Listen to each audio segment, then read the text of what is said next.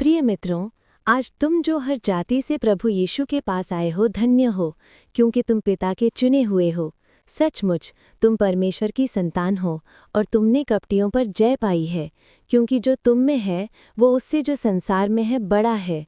इसलिए हे मित्रों, हर एक आत्मा पर विश्वास न करो, परंतु आत्माओं को परखो कि वे परमेश्वर की ओर से है कि नहीं, क्योंकि बहुत से झूठे भविष्यद्वक्ता संसार में निकल पड़े हैं। परमेश्वर की आत्मा को तुम इसी से पहचान सकते हो।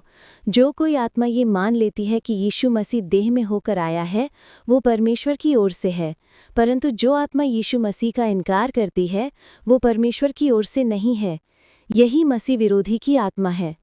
तुम सुन चुके हो कि वो आने वाला है और अब वो संसार में आ चुका है। वे कपटी संसार के हैं, इसलिए वे संसार की बातें करते हैं और संसार उनकी सुनता है। हम परमेश्वर के हैं।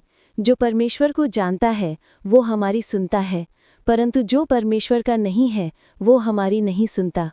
इसी से हम सत्य की आत्मा और छल की आत्मा को पहचानते हैं। जो प्रेम नहीं करता वो परमेश्वर को नहीं जानता, क्योंकि परमेश्वर प्रेम है। परमेश्वर का प्रेम इसी से प्रकट हुआ कि उसने अपने इकलौते पुत्र को जगत में भेजा ताकि हम उसके द्वारा जीवन पाएं।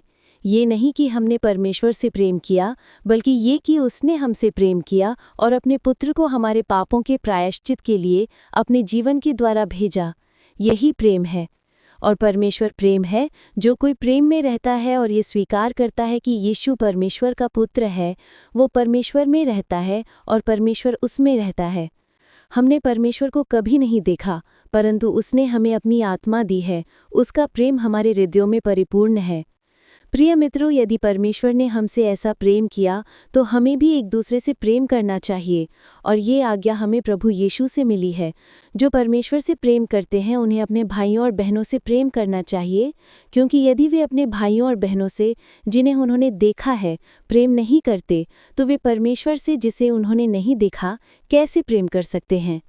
प्रिय मित्रों, आइए हम एक दूसरे से प्रेम करें, क्योंकि प्रेम परमेश्वर से आता है। जो कोई प्रेम करता है वो परमेश्वर से उत्पन्न हुआ है और परमेश्वर को जानता है।